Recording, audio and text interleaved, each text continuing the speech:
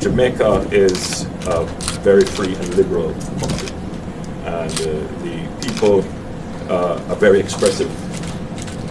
And I'm certain that you would have seen the spectrum of expressions yesterday. There are issues here which are, as you would know, unresolved. But your presence gives an opportunity for those issues to be placed in context, put front and center, and to be addressed in as best as we can. But Jamaica is, as you would see, a country that is very proud of our history, very proud of what we have achieved, and we are moving on.